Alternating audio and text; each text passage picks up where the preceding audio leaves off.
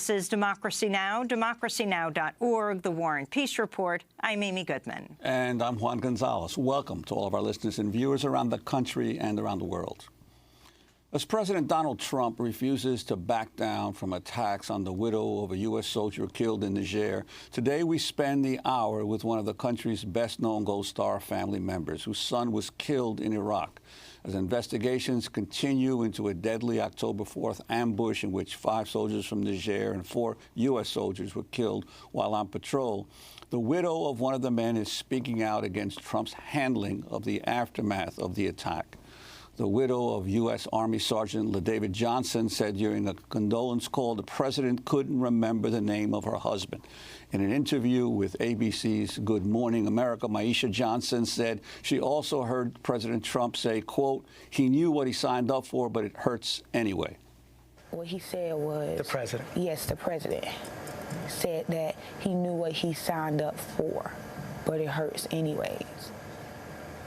And it made me cry because I was very angry at the tone of his voice and how he said it. Like he couldn't remember my husband's name. The only way he remembered my husband's name because he told me he had my husband report in front of him. And that's when he actually said LaDavid. The week before, Trump falsely claimed his predecessors didn't call the families of fallen soldiers. Last Thursday, White House Chief of Staff John Kelly, a former Marine Corps general and a Gold Star father himself, defended Donald Trump and doubled down on his criticism of Florida Congress member Frederica Wilson, who is a close friend of the Johnson family and was in the car when Trump made the call. She later told reporters what he said. Both the Congresswoman and the widow are African American. This is Kelly.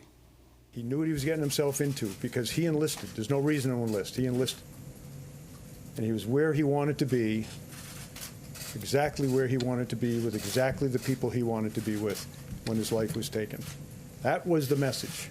That was the message that was transmitted. It stuns me that a member of Congress would have listened in on that conversation. Absolutely stuns me. And I thought at least that was sacred. You know, when I was a kid growing up, a lot of things were sacred in our country. Women were sacred and looked upon with great honor. That's obviously not the case anymore, as we see from recent cases. Life, the dignity of life, was sacred. That's gone. Religion, that seems to be gone as well. Gold Star families, I think that left in the convention over the summer. But I just thought the selfless devotion that brings a man or woman to die on the battlefield, I just thought that that might be sacred. Well, the convention over the summer that General Kelly refers to is likely last year's Democratic National Convention, where one of the defining moments of the presidential campaign took place. That's when Gold Star father, Khizr Khan, joined by his wife, Ghazala, spoke about his son, Captain Humayun Khan, who was killed in 2004 by a suicide bomber in Iraq. The Army posthumously awarded Captain Khan a Bronze Star and a Purple Heart. He was the highest-ranking Pakistani-American to die in Iraq and was buried in Arlington National Cemetery with full military honors. During Khizr Khan's speech, he criticized Trump's call to ban Muslims from entering the United States and famously pulled a copy of the Constitution from his pocket, held it up for all to see, and offered to lend it to then-Republican candidate Donald Trump. Like many immigrants, we came to this country empty-handed. We believed in American democracy, that with hard work and goodness of this country, we could share in and contribute to its blessings. We are blessed to raise our 3 sons in a nation where they were free to be themselves and follow their dreams. Our son, Humayun, had dreams too of being a military lawyer, but he put those dreams aside the day he sacrificed his life to save the lives of his fellow soldiers.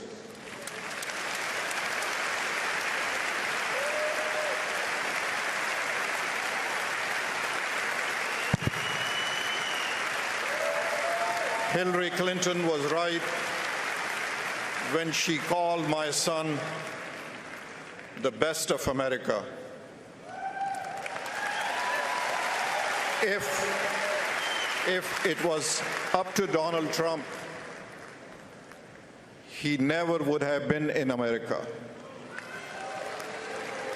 Donald Trump consistently smears the character of Muslims. He disrespects other minorities, women, judges, even his own party leadership.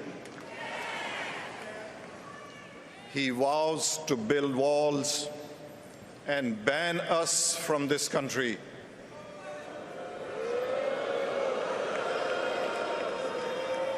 Donald Trump, you're asking Americans to trust you with their future.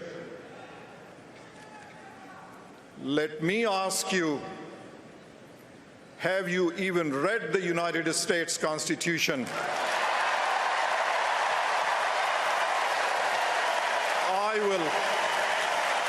I will gladly lend you my copy.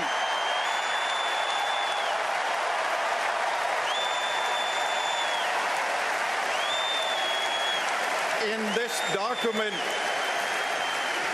look for the words liberty and equal protection of law. Have you ever been to Arlington Cemetery? Go look at the graves of brave patriots who died defending the United States of America. You will see all faiths, genders, and ethnicities. You have sacrificed nothing and no one. That was Khizr Khan speaking at the 2016 Democratic National Convention. He joins us in studio for the hour. This is Democracy Now! We'll be back with him in a minute. Havens. This is Democracy Now!, democracynow.org, The War and Peace Report. I'm Amy Goodman with Juan Gonzalez. Today we spend the hour with Khizr Khan, whose new memoir is just out this week, titled An American Family, a Memoir of Hope and Sacrifice. Khizr Khan and his wife, Ghazala, are Gold Star parents whose son, Captain Humayun Khan, was killed in 2004 by a suicide bomber in Iraq. The Army posthumously awarded Captain Khan a Bronze Star and a Purple Heart. He was the highest-ranking Pakistani-American to die in Iraq and was buried in Arlington National Cemetery with full military honors. Khizr Khan, of course, spoke at the 2016 Democratic National Convention in honor of his son. During his speech, as you just heard in our last segment, he criticized Donald Trump's call to ban Muslims from entering the U.S. and famously offered to loan the Republican candidate, Donald Trump, his pocket copy of the U.S. Constitution. Khizr Khan, I wanted to start with, well, first welcome you to Democracy Now! And asking you about this controversy in Niger. You have 4 special forces who are killed in Niger. And you then have a condolence call that President Trump made to the widow of LaDavid Johnson, one of the sergeants who was killed. The call made in the car on a speakerphone, and her dear friend, mentor for LaDavid Johnson, now Congresswoman Frederica Wilson, was in the car. When they got out of the car to meet the body of LaDavid Johnson, press were there, and Frederica Wilson said what President Trump had said to the widow that made her cry. And I'm wondering your thoughts on the morning of the funeral of LaDavid Johnson. President Trump did not mention LaDavid Johnson in his tweets, but went after the Congressmember. Both the widow and the Congressmember, Frederica Wilson, are African-American. First, those 4 brave heroes, my sons. Brave heroes. They were under most difficult circumstances protecting my nation, to making sure that we enjoy peace in this nation. Their sacrifice, their families deserve utmost dignity, respect, and privacy. This call could have waited few days till after the burial. And that is where John Kelly, we pay tribute to his military service, his family's sacrifice, but now he serves in people's house. He is on people's payroll. His responsibility is to make sure that this president who lacks empathy, who lacks sympathy, leadership, is directed to act with dignity, directed to act about this moment with utmost respect to these families. This is what he should have done. He knows the lack of this president. He is inarticulate. He should have put the exact words in front of him to recite from there.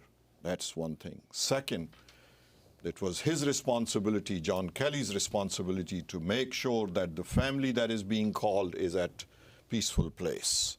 It's not, normally these calls do not take place without protocol.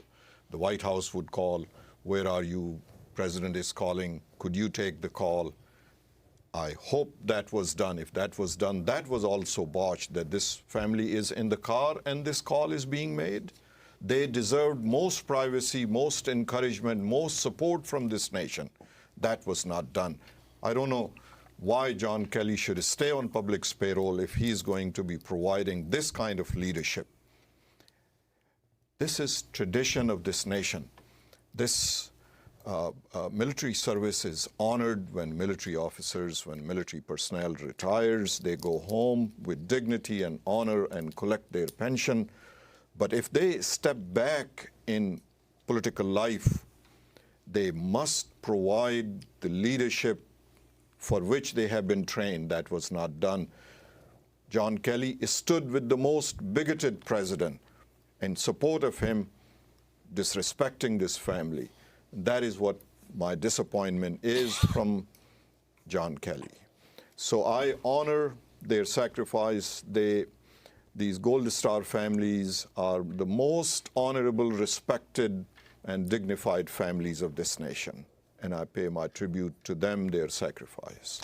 And I wanted to ask you, obviously, when you made your speech at the Democratic National Convention, candidate Trump then responded to your statements. And I'm wondering now this sort of inability of either candidate Trump or President Trump to really develop clear empathy with Gold Star families. Your reaction to how President Trump responded to you? My wife, Ghazala, said it so right, that this president doesn't know what sympathy, what empathy is. He's void of that. He's void of the basic character of a leader is to empathize the people that he wishes to govern, that he wishes to lead. So that has become evident. Making up stories, making up facts. Political expediency is the hallmark of this White House, including the president. Any situation, any moment where restraint is the order, that should have been the advice of John Kelly to President, restraint. But they indulged in political expediency. How could we exploit this moment of utmost dignity and grief of these families to their advantage? And that is what was done. In our case, exactly same thing, regardless of who they were maligning at that time, a Gold Star mother. That moment was also a moment of restraint, but he did not. Well, let's go to the comment of then candidate Donald Trump after you, standing next to your wife, Ghazala, spoke at the Democratic National Convention. I saw him. He was, very emotional and probably looked like a nice guy to me. His wife, if you look at his wife, she was standing there. She had nothing to say. Maybe she wasn't allowed to have anything to say. You tell me, but plenty of people have written that. Later, Ghazala Khan responded to Trump in the Washington Post, writing, quote, "Donald Trump has asked why I did not speak at the Democratic Convention. He said he would like to hear from me. Here is my answer to Donald Trump, because without saying a thing, all the world, all America felt my pain. I am a Gold Star mother. Whoever saw me felt me in their heart. The last time I spoke to my son was Mother's Day 2004. We'd asked him to call us collect whenever he could. I begged him to be safe. I asked him to stay back and not to go running around trying to become a hero, because I knew he would do something like that. He said, 'Mom, these are my soldiers. These are my people. I have to take care of them.' He was killed by a car bomber outside the gates of his base. He died trying to save his soldiers and innocent civilians." Talk more, Khizr Khan, about this attack on your wife and what has come of it since the man who attacked her and you became President of the United States. Well, this nation is witnessing the maligning of the dignity of the office of the presidency. These traits that we are witnessing, we witnessed as candidate Trump, and now we are witnessing as President Trump.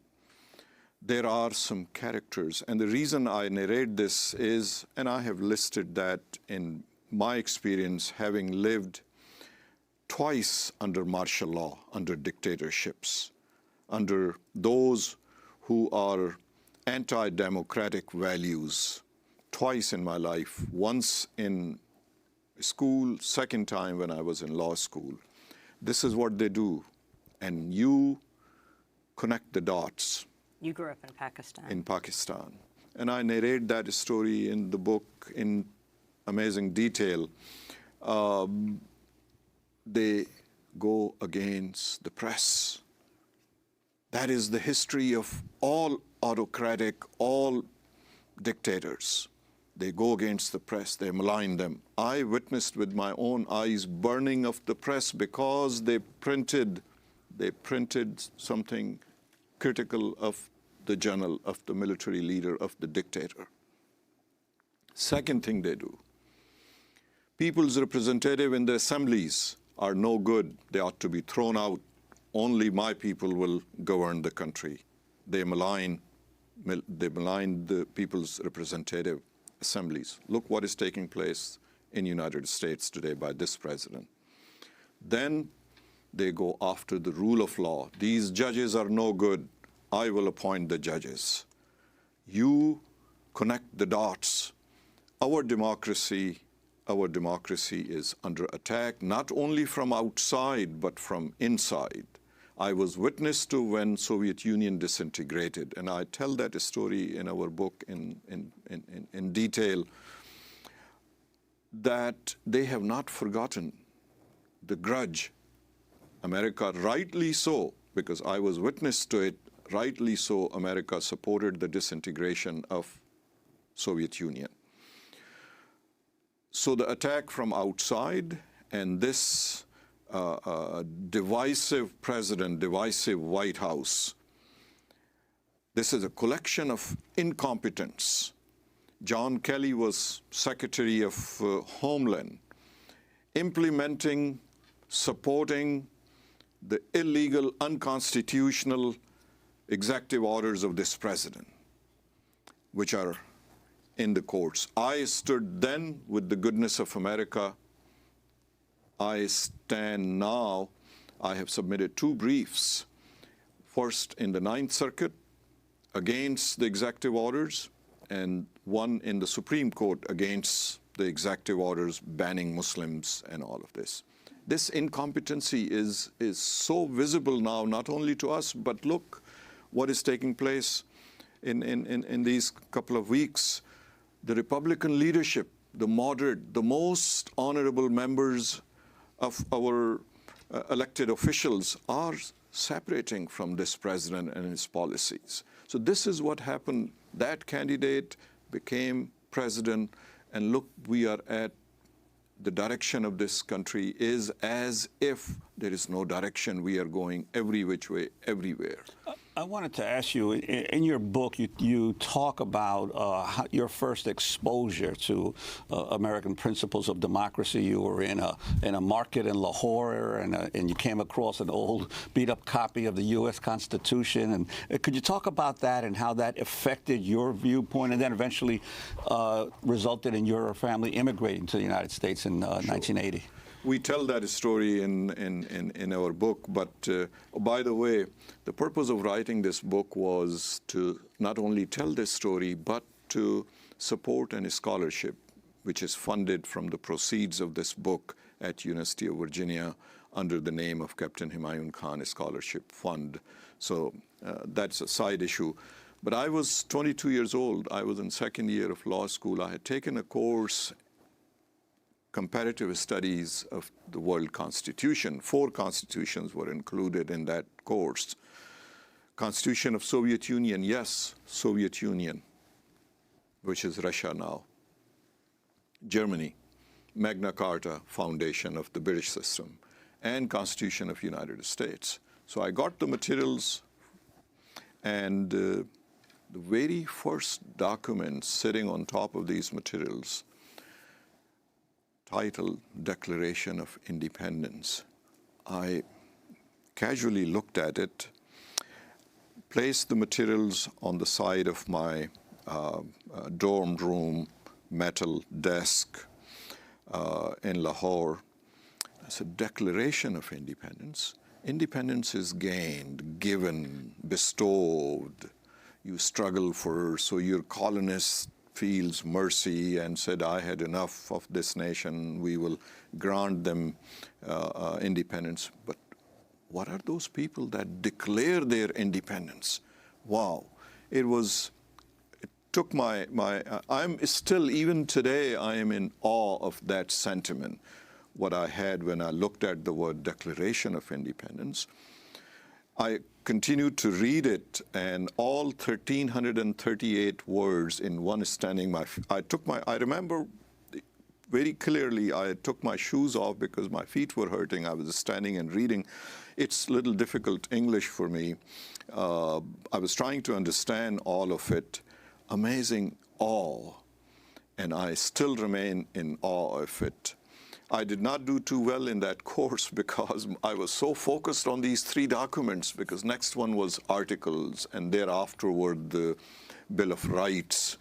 It all made so much sense, and that is the story that we tell, and through these 2 books we are trying to present it to America, I am, as a grateful citizen of this, most humble, modest and grateful citizen, I'm trying to present to my nation is that these values, these principles are worth standing for. And I pay tribute to Democracy Now! And your effort, Voice of Democracy. Democracy was amazingly expanded throughout last century. Smaller nation, rest of the world, saw the dignity in democracy, and they were incorporating these principles. Those who do not like democracy, meaning authoritarian mentality, meaning the mentality like Donald Trump, mentality like Putin and others, decided to attack democracy. Our values of human dignity, what is our election system? It's equal dignity for all, that when we go to vote, nobody says you're better, you're less, we are all equal. So, Khizr Khan, how did you end up coming to the country and getting your citizenship the same year as your son got his citizenship? Yeah. I was a person of modest mean with that love of these documents in heart. I could only dream at that time when I was 22, when I read the Declaration of Independence, that maybe one day I'll go and see what kind of people are these that declared their independence. And then I read the articles, that is rule of law. Then I read the Declaration, the Constitution, the amendments, the Bill of Rights. These are human dignities. Every human being that is on this planet Earth aspires to have those dignities and freedoms. Wow, these are written, these are part of principles of this nation. So I had that dream, but I had no means to come here. I went to Dubai to work so that I could gather enough funds, and I had amazing interaction with Americans that I'll explain You further. worked for an oil company there for a time, For an right? oil company, and we tell this whole journey in this book. Amazing interaction. I was in Dubai. I had slept. I had rented a room, bare room, no window, just 4 walls and a roof from a cab driver because I couldn't afford. I went there empty-handed, empty pocket. From this cabbie for 2 days because I was to report for duty on Monday. So I go to work for Monday, and my first interaction with America is taking place now. I entered the office of that oil company, and my boss comes, and we go to his office, and he's explaining piles of files and what my work is going to be and all that. And he looks at me second time. He said, "Khizr, you look tired. Where have you been sleeping? Where have you been staying?" I didn't tell him, but I told him that I have rented a room and all that. What was taking place that for 2 days I was sleeping on the floor with my suitcase, my pillow, and my towel as my bed sheet. 2 nights. And I tell that story to honor my readers and to honor our audience, to tell that all of that difficulty was worth coming to this nation. He looks at me, he said, picks up his phone and calls somebody, and within 30 minutes, his blessed wife is there. And he says to me, he said, "Khizr, let's go." And I said, "Where are we going?" He said, "We want you to go your home." And I was just taken aback that, what home? I don't have a home. I just have a room and a floor and 4 walls and my towel. So they took me to a fully furnished 1-bedroom apartment.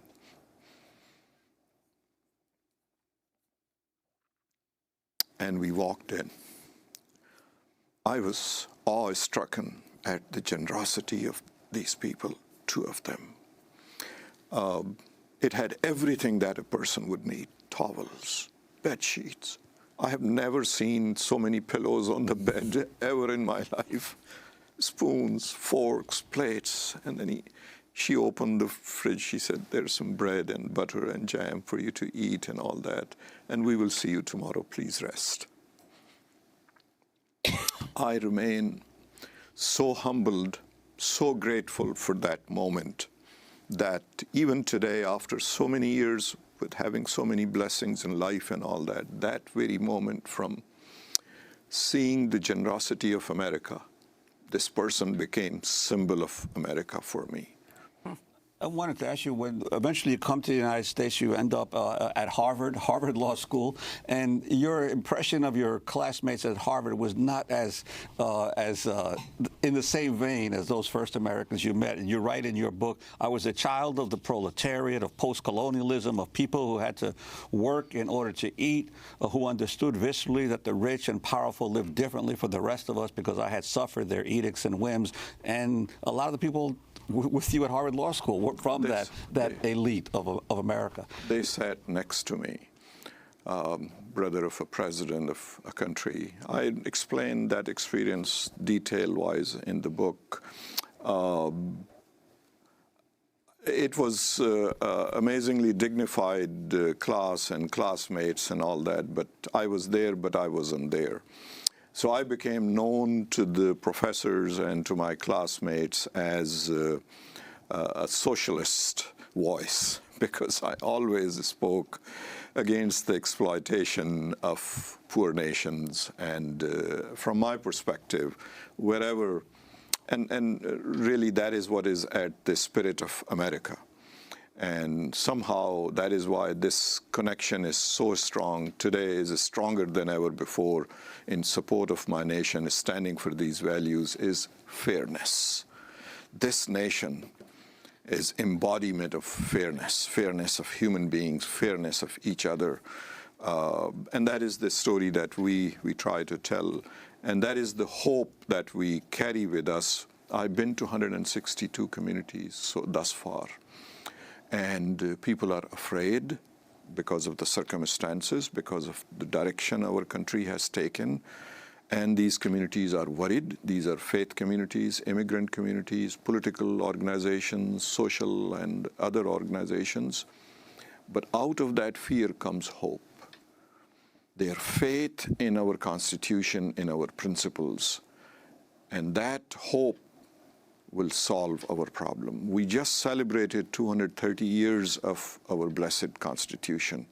We will continue. This Constitution will prevail. Its values will prevail.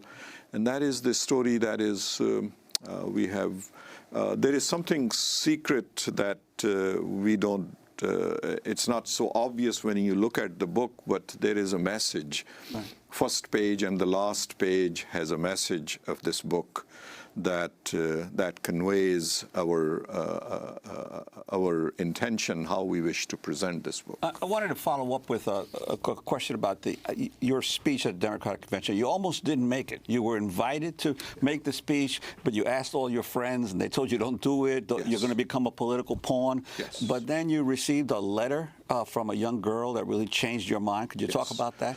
We were told in December. We heard the bigoted statement, I'll ban all Muslims and Hispanics are criminal, will be thrown out of here, and judges are partial and women are of not equal dignity. So wherever we would go, small kids, we live in Charlottesville, Virginia, by the way, would come to us knowing that I am a practicing lawyer. Their parents will bring. These are elementary school, middle school kids. They come to me and they say, is this true? Will we be thrown out of here? And I would hearten them that, no, look, read the Constitution. Here is the 14th Amendment. Here is Section 1. We are all granted equal protection, equal dignity. But kids would not be heartened. And they would remain worried, don't want to go to school, we are bullied at a school and all that. So that was happening this way. Then in January, we received the call that there is a tribute that DNC wishes to pay. And they had invited other Gold Star families, and the tribute is being paid to them as well. And Captain Humayun Khan is one of them. So we agreed that that is fine. A few days after that, we saw the tribute. It was wonderful, and that is what the tribute was played during the convention. Then came the invitation that we are inviting other Gold Star families to come at the time of tribute. Would you like to come? Something told me that this is not, I'm not a political person, but I have some sense that such events could get out of hand. So I asked our other sons, they told us, do not go. This is not your cup of tea. You are not made for these things. These are totally, totally out of your league. We called some other, we thought that they're being protective of us, our sons, our friends, some little more politically aware friends, and they told us exactly the same thing, that we know your nature, you're humble, modest, peaceful people, stay out of it, do not go. And then came the letter that you mentioned. I went to check. So we asked for 2 days. We almost decided, sitting in the room with Ghazala, we would talk, we would look at Captain Humayun Khan's picture, and we would try to seek some guidance, some hint from somewhere. And we almost decided that this is second day, this afternoon I'll call and tell them that, thank you, we are not coming. So I go to the mailbox, check the mail, and there is a card in an envelope, name of the school on top, it's a middle school, and then 4 names of the students of the 5th grade. And this is the line that sent us there, that keeps us moving even today. Line said, Mr. and Mrs. Khan, please make sure Maria is not thrown out of this country. She's our friend. We love her. I read it twice standing there, because inside for 2 days we had been praying some guidance. We are people of faith. We believe in divine guidance and divine wisdom. I read it twice, and I walked a little faster, went up in the home, at home in our living room, and I told Ghazala, I showed her. She read it and she looked at me and she said, we will go. And we went.